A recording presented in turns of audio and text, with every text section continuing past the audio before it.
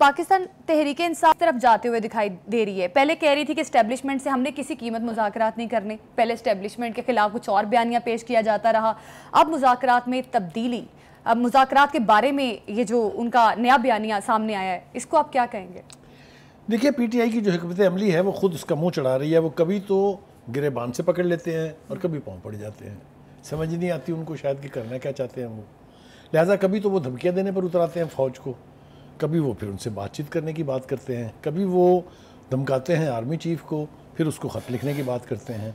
तो ये back and fourth वाली जो स्ट्रेटजी है पीटीआई की, ये वाक़तन हमारी समझ में तो खैर क्या आएगी, खुद उनकी पार्टी की भी समझ में नहीं आ रही। अगर आप उनके पार्टी की लीडरशिप के बयानात देखें तो उसमें भी तसाद जो है वो बिल्कुल वाज़े नज़र आता है। लेकिन मेरे ख्याल से इसका थोड़ा सा पस मंज़र बयान करना बहुत ज़रूरी है। पहली बात तो ये कि हाल ही में हुकूमत ने मुसद्दिक मलिक साहब के ज़रिए जो प्रेस कॉन्फ्रेंस उन्होंने की थी 3 दिन पहले, उसमें फिर एक दफ़ा मुज़ाकरात की ऑफ़र की थी कि पीटीआई के लिए दरवाज़े खुले हैं, वो चाहें तो आ जाएं। मगर वो हज़रत साहब जो हैं वो हर वक्त एक नया पैंतरा बदलने के लिए तैयार रहते हैं। उनका नहीं, आपसे तो बात ही नहीं हो सकती, हम तो फ़ौज से करेंगे।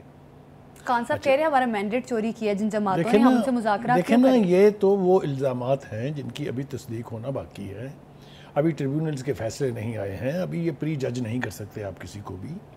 लेकिन जब उन्होंने देखा कि हमारी पेशकश जो है उसके ऊपर तो कोई ख़ास रिस्पॉन्ड नहीं है, तो फिर दूसरी प्रेस कॉन्फ्रेंस की इरफान सिद्दीकी साहब ने। उनका भाई साहब अब पेशकश तो जाएँ आप भूल, बहुत होगी ना पेशकशें आपको। भाई देखें, पीडीएम की हुकूमत थी तो पीपल्स पार्टी ने की, नून लीग ने की, जिनमें उस वक्त के प्राइम मिनिस्टर शहबाज शरीफ थे, आसिफ ज़री ज़रदारी साहब थे, बिलावल भुट्टो साहब थे। फिर जब ये नई हुकूमत बन गई है 8 फरवरी के इलेक्शन के बाद, उसने भी 2-3 मरतबा उनको ऑफ़र किया कि आ जाए बातचीत कर लें। ये 2 तो बिल्कुल लेटेस्ट ऑफर्स हैं जो मैं आपको बता रहा हूँ। लिहाजा वो भी अब तंग आ गए हैं, उनको भी पता है कि ये जो है ना इनके कान पर जूं नहीं रेंगनी है, लिहाजा उन्होंने कहा अब अर्जी डालें। बुखारी साहब, हुकूमत क्यों बातचीत करना चाहती है? मैं उसकी तरफ आ रहा हूँ। देखिए, पहली बात तो ये है कि जो खान साहब कहते हैं ना मुज़ाकरात करने की बात, उनका ख्याल ये है कि फ़ौज और हुकूमत मिल के, कोई नईम लोधी साहब, जनरल नईम लोधी साहब, आपको याद है उनका कराबासी? हाँ जी। काफ़ी तज़किरा भी रहा मुझसे, एक प्रोग्राम में उनकी मुठभीड़ भी हुई थी कि उन जैसा कोई बंदा जो है वो नामज़द कर दिया जाए जो हमारी बात को ज़्यादा गौर से सुने और हमारा मौक़िफ़ जो है उसको लेके हुकूमत से या फ़ौज से कोई फ़ैसला करा दे। ये तो नहीं होने जा रहा। मगर इसके साथ साथ बानी पीटीआई डरते हैं कि कहीं ऐसा ना हो कि फ़ौज और हुकूमत मिल के मोहसिन नकवी को ना नामज़द कर दें कि आ जाएँ जनाब, इससे मुज़ाकरात कर लें। अब मोहसिन नकवी के पास मुज़ाकरात करने का जवाब तो मौजूद है।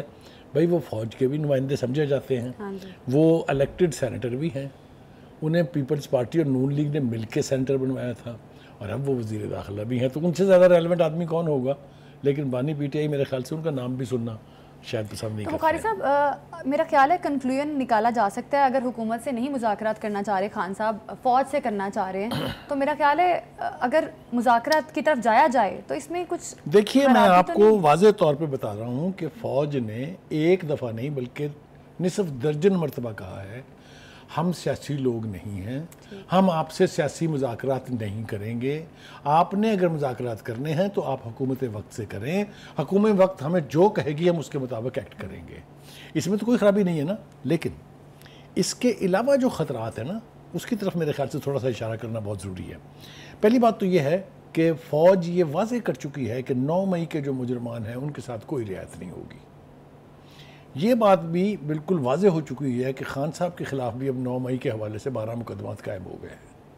ये बात भी कोई पोशीदा नहीं है कि ये इम्कानात मौजूद हैं कि उन्हें फ़ौजी अदालतों के अंदर उनका ट्रायल हो और फ़ौज के हवाले कर दिया जाए उनको। ये बातें सारी इस वक्त सुनी जा रही और कही जा रही हैं। एक तो ये बात है।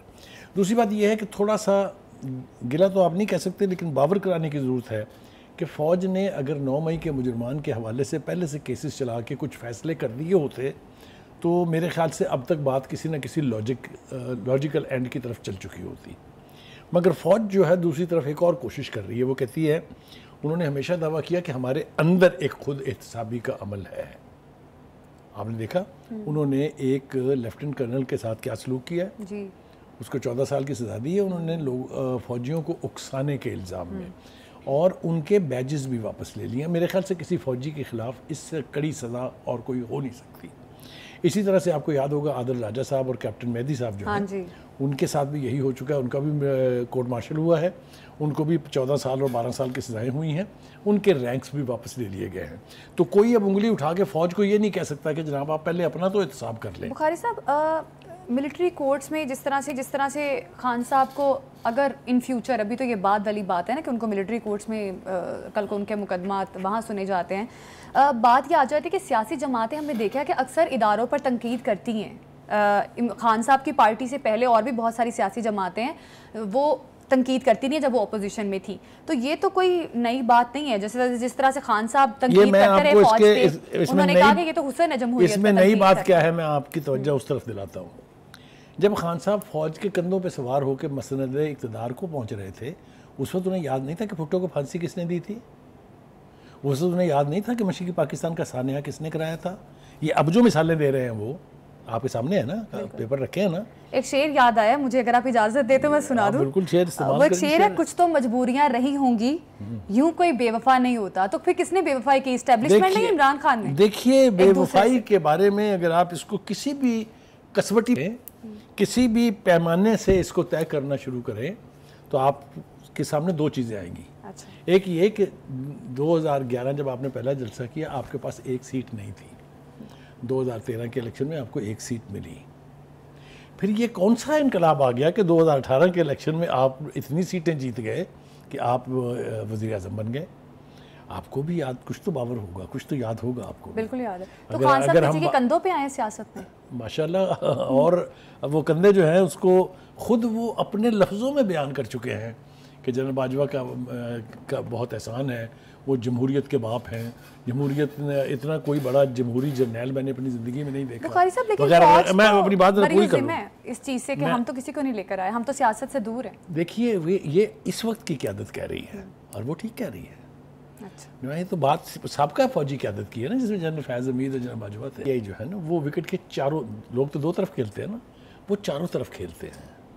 ही वॉन्ट्स कि हर चीज़ उनकी मर्ज़ी से हो, अदालतों में फैसले उनकी मर्ज़ी के हों, फौज उनकी मर्ज़ी से। ये तो हर सियासी जमात चाहती है हमारी मर्ज़ी के फैसले आए। देखिए, ये ख्वाहिश करना और उसकी तकमील होना और चीज़ होती है।